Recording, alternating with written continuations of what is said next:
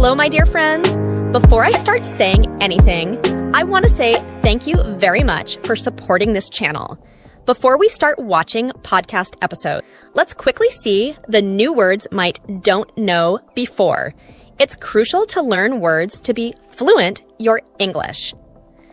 Listening to English conversations can be a great way to improve your English language skills. It allows you to hear the language being spoken in a natural and fluid way, which can help you better understand pronunciation, new words, intonation, and the rhythm of the language. Additionally, listening can help you pick up on common phrases and idioms and improve your ability to comprehend and respond to spoken English.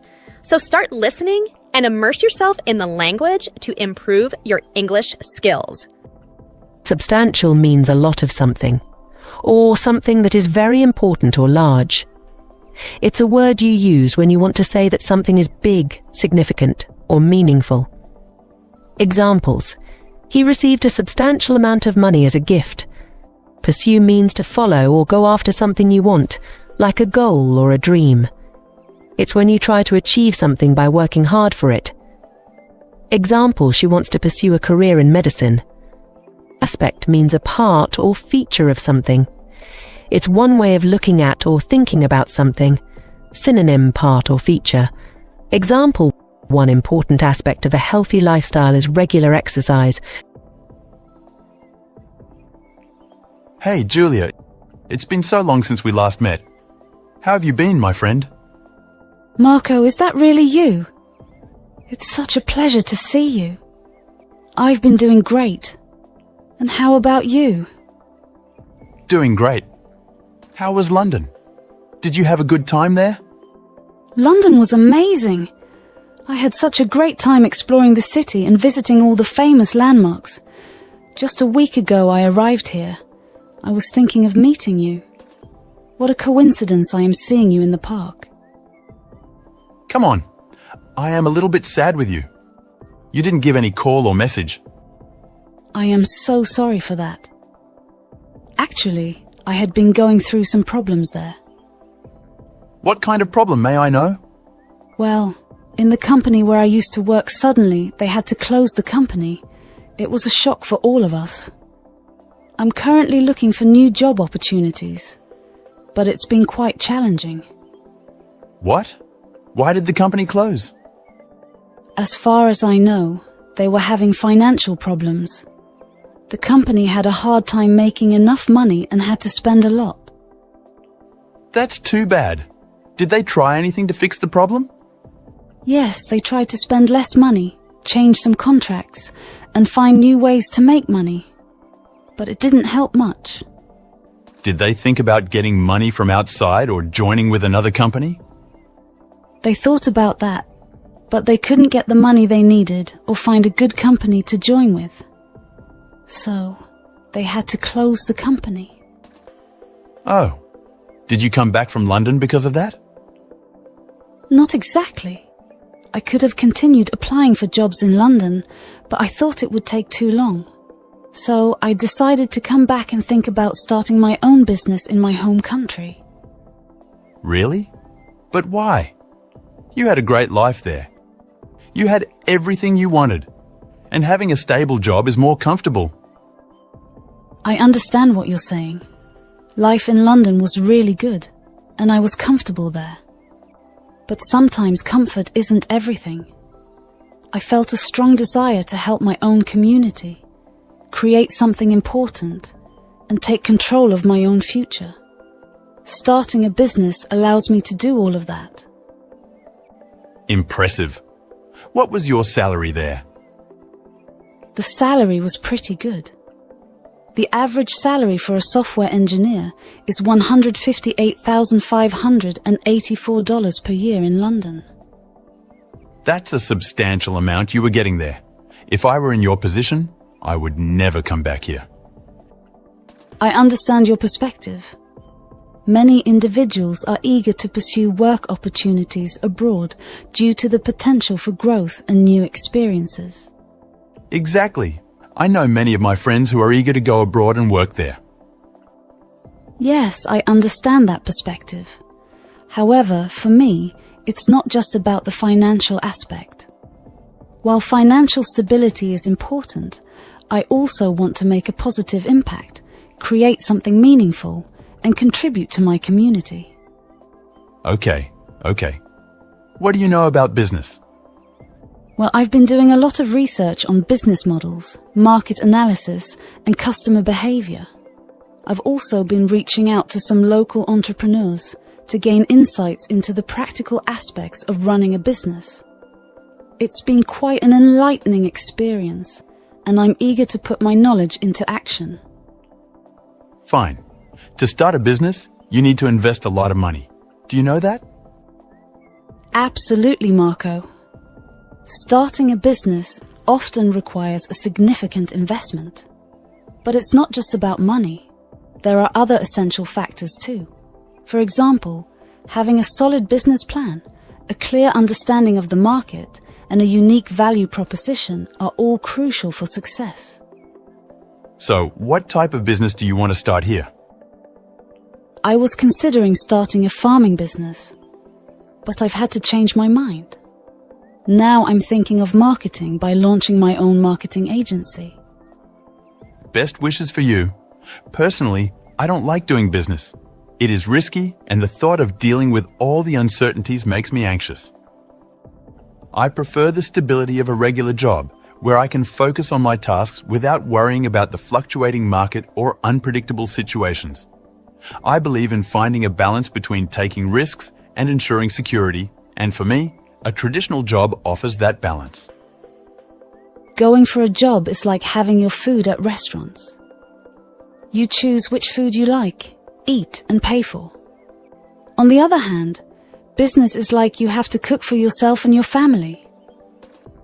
You think every single day about what to cook, what ingredients it's required. Work hard to cook within the time. Ensure you enjoy cooking every single day without any break. And lastly, keep the food taste consistent. And finally, the big task is to make sure your family, means customer, love your food. What did you mean? Can you explain? Business is 100 times riskier than a job, and it's 100 times harder too. I know it's risky, but there are more opportunities for growth and success in the long run. Plus, the feeling of building something of your own is incredibly rewarding. Are your parents in support of this? They are not fully supporting this, but they are not against it either. My father is also working as a government employee, so he has concerns about it. However, my mother is more open-minded about it and is willing to consider the potential benefits. I wish they were more enthusiastic, but I understand their perspective. Why did you choose to become a software engineer and move to London instead of pursuing your interest in starting a business? An interesting twist. Well, Marco, my journey took an unexpected turn. You see, my father had a strong influence on my career path. He insisted that I study software engineering, a field he believed held immense promise. And so I followed his guidance, honed my coding skills, and eventually found myself in London, surrounded by lines of code and coffee-fueled late nights. Oops, that's really unfortunate. Sometimes parents don't understand what their children want for their careers or dreams. You're right, Marco. The clash between parental expectations and personal dreams can be both touching and painful. My parents never forced me to choose a career. They always gave me the freedom to decide for myself. But they want the best for us, even if it doesn't always seem that way. Unknowingly, they just want to guide us toward making choices that will lead to a successful and fulfilling future. Let's talk about more job versus business. A job is a more reliable option for financial security, whereas business appears attractive to those willing to take risks. I already mentioned the answer to this question. Now you tell me something about a job. A job can't be defined easily. It's best classified as either part-time or full-time work. A job is simply recognized as a responsibility or duty for completing work on time. The job offers you a fixed salary. While a job may provide a sense of security and stability, a business can offer the potential for greater financial rewards and personal fulfillment. Both options come with their own set of risks and rewards, and the right choice depends on individual circumstances and preferences. You can get fired from a job and still find work, or you can lose your business overnight, making starting a new business or seeking work a nightmare. In terms of risk, a job is better than a business. Every time a client pays your company a lot of money, where does that money go? Someone is making that money, and it's probably not you. Instead, you have little control over your fixed salary, no matter how much money you bring in. Hey Julia, I totally get what you're saying. It's true that when a client pays our company a substantial amount of money, it can feel like we're not directly benefiting from it. The money goes into various areas within the company, such as operational costs, investments, and employee salaries. While we might not see an immediate increase in our own salaries, it does contribute to the overall success and stability of the company, which can eventually have a positive impact on us as employees. Do you have more points? Yes, the life of a businessman is far busier and more unpredictable, with stress. Employees enjoy a better quality of life than business owners. Well, Marco, I can see where you're coming from. Being a business owner definitely comes with its own set of challenges, including long hours, high stress, and unpredictability. However, I think it's important to recognize that both employees and business owners face their own unique stresses. Employees may have a more structured work schedule and may not have to bear the same level of financial risk as business owners. But they often have their own set of pressures and responsibilities within their roles. It's all about finding a balance and understanding the different challenges that each role entails. Okay, do you have any other points? As a business owner, there are no limits to how much money you can make or how quickly you can make it. In a job, regardless of how good you are, you will have to wait a certain amount of time to take the next increment. As a result, business is better than a job. I agree that running a successful business can offer great financial opportunities. However, I also believe that there are pros and cons to both having a business and being employed. While having your own business can provide unlimited earning potential, it also comes with significant risks and uncertainties. On the other hand, a job may offer more stability and benefits such as paid leave, health insurance, and retirement plans. It really depends on individual preferences and goals. Can you explain affect and effect again? Sure, do you remember? Which one is the verb? Affect. That's correct, and what does it mean? To influence something, right? Exactly. Now, what about effect? It's a noun, the result of the influence. Spot on. Want to try an example? Okay, the loud music affected my concentration, is that right? Yes. Great sentence. Now try one with effect. The effect of the loud music was distracting. Does that work? It's perfect. Just remember, effect describes the result, like here. So affect causes the effect, right? Exactly, it's like cause and result. I think I get it now. Wait, what about exceptions? Are there exceptions? Good question. There are, but they're rare. For example, affect can be a noun in psychology. Oh, like when someone's affect is flat. Yes, and effect can occasionally be a verb, meaning to bring something about. Like effect change, is that what you mean? Exactly.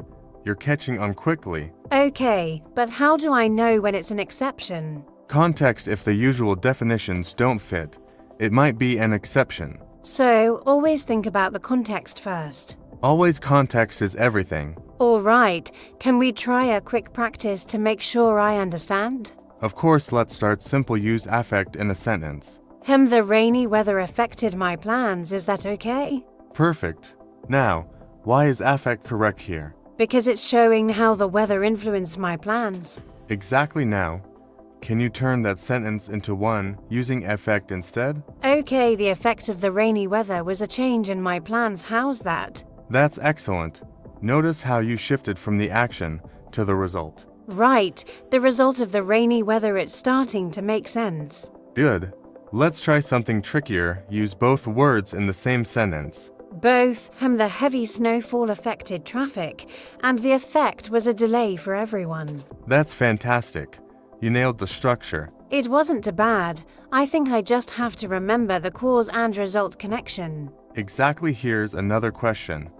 What would you say if I told you that affect could also describe emotion in psychology? Oh, like when someone has a flat affect, meaning they don't show much emotion. That's right. And what if I asked you to explain how affect can sometimes be a verb? It means to cause something to happen, right, like to affect change. Yes.